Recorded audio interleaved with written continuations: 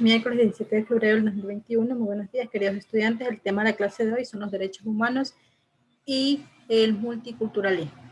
El objetivo de nuestra clase nos dice que debemos analizar los derechos humanos en relación con el multiculturalismo para conocer la realidad social. Nuestra destreza nos dice que debemos analizar la tensión en relación con la vigencia de los derechos humanos, interculturalidad, unión nacional y globalización. Bien. Para continuar con esta clase, primero conozcamos lo que son los derechos humanos. Los derechos humanos, por definición, se las entiende como aquellas condiciones instrumentales que le permiten a la persona su realización. Por definición, el concepto de derechos humanos es universal, es decir, que es para todos los seres humanos y que rige de manera igualitaria. Los derechos humanos, de igual manera, se aplican a todos los seres humanos sin importar la edad, el género, la raza, la religión, las ideas, la nacionalidad, etc. A su vez, los derechos humanos constan de 4 características. La primera característica es que son universales. ¿Qué quiere decir? Que todos los seres humanos adquirimos nuestros derechos desde el mismo instante en que nosotros nacemos. ¿Ya? Los derechos que incluye la Declaración Universal de los Derechos Humanos pertenecen a todos los seres humanos por el mero hecho de ser. Como lo mencioné, es decir, por simplemente nosotros existir ya adquirimos nuestros derechos que son universales.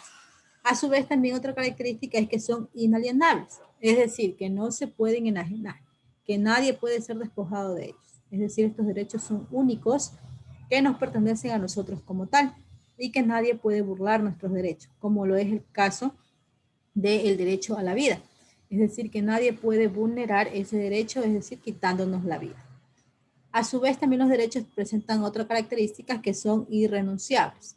¿Por qué? Porque no se puede renunciar a ellos, aunque sea por su propia voluntad, y por lo tanto son también intransferibles. Es decir, que nadie más que el propio titular puede valerse de estos derechos. Y por último, estos derechos también son imprescriptibles, ya que estos derechos son para toda la vida y no tienen fecha de caducidad por ningún motivo. La única fecha de caducidad a lo mejor sea cuando la persona fallezca, pero hasta las últimas instancias de su vida esta persona va a mantener los mismos derechos que el resto. Bien, pasamos al siguiente tema, que en este caso es la globalización, que es un subtema de lo que estábamos viendo. Bueno, para entender un poquito más de la globalización, diremos que este es un proceso económico, tecnológico, político, social y cultural a escala mundial, es decir, que sucede en todo el mundo. La globalización consiste en la creación, comunicación e interdependencia entre los distintos países del mundo, uniéndose sus mercados, sociedades y culturas. Las fronteras convencionales desaparecen, dando lugar a la aparición de una nueva economía. Este proceso de globalización se puede decir que más bien nace como una necesidad económica de expansión para poder localizar nuevos mercados de intercambio y a su vez para conquistar y arrasar formas autóctonas de relación entre los pueblos en los campos tanto económicos, políticos, sociales y culturales y en todos los demás ámbitos de la vida, ya que el mundo pues se encuentra en un momento de transformación en todos sus planos y a su vez en todos sus niveles. Se puede decir entonces que este fenómeno o este proceso deviene en un fenómeno de homogenización en el que los grupos sociales más afectados son nuevamente las mujeres, niños, esclavos modernos y no ciudadanos, porque los modelos de vida europeo y americano de la Belle Époque de principios del siglo XX pretende ser que esos sean introducidos en los territorios latinoamericanos, asiáticos y a su vez en los territorios sudamericanos. Así el planeta se convirtió en un mundo de desigualdades globales donde el foso que separa a los países más prósperos de los más pobres es inmenso. Es decir, que cada vez existen personas más pobres y personas que son más ricas. El 20% de los habitantes de la Tierra controla el 80% de los ingresos del planeta y no cesa de agrandarse, así como se vislumbra que unos cuantos países seguirán siendo ricos, pero otra parte de la población seguirá siendo pobre o a su vez miserable. Y esta distancia económica, política y social será trasladada también a los ámbitos culturales, con sus más claros ejemplos, en este caso el colonialismo, que arrasó diversas estructuras sociales de pueblos indígenas en todo el mundo, provocando luchas que fueron muy fuertes entre los grupos de poder y también entre los disidentes y movimientos populares que lograron conformarse a partir de los grupos obreros campesinos y del grupo Los Sin Tierra. Por último, tenemos el siguiente tema, que es el multiculturalismo.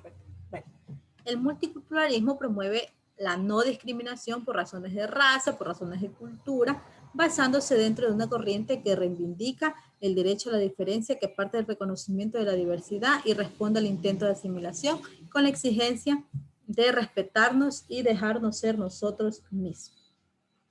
Entonces, se puede decir que el multiculturalismo más bien tiene que ver mucho con lo que es la plurinacionalidad cultural. Ya, es decir, nosotros poder convivir armónicamente en sociedad. Este término también pues, se lo puede usar en algunos estudios antropológicos y también sociológicos que intenten dar cuenta de cómo distintas sociedades con un acervo cultural diferente conviven entre sí. En este tipo de circunstancias estuvo presente en el pasado con distintos resultados observables, pero también pueden rastrearse de un modo significativo en la actualidad. En efecto, la globalización en este caso se puede entender en buena medida como un proceso de culturas múltiples que interactúan entre sí. Por eso es que se da el multiculturalismo. Esta postura a su vez ha sido criticada desde diversas perspectivas académicas, que ven que en ella un mero argumento capitalista y neoliberal, que intenta a través de la sutileza de sus argumentos dominar a la minoría, convirtiendo todo en algo global y en algo homogéneo, integrando idioma, religión, la forma de relacionarse, el modo de producción económica y el grado y la forma de su desarrollo artístico. Eso es lo que sucede en este caso. Por último, tenemos lo que es la interculturalidad. Vamos a conocer lo que es la interculturalidad. Significa de igual manera vivir en forma armoniosa en un solo espacio, pero siempre y cuando se respeten las demás culturas, se respete la cosmovisión y con un trato igual para todos. A su vez, hay personas que utilizan el término para seguir excluyendo y marginando. Recordemos que todos vivimos, nuestro país es un país pluricultural y todos vivimos con demás personas, por lo tanto cada persona merece un trato igualitario y un trato justo. Ya que Ecuador es un estado, como lo dije, que está formado por diversas nacionalidades y pueblos, y también a su vez en las capitales provinciales están directamente, en este caso, relacionadas con la población indígena.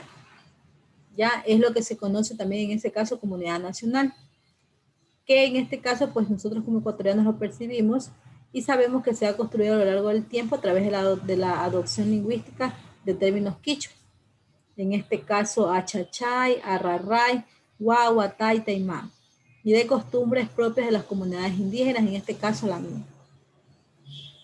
Bien, mis queridos estudiantes, eso ha sido todo. Muchas gracias por su atención.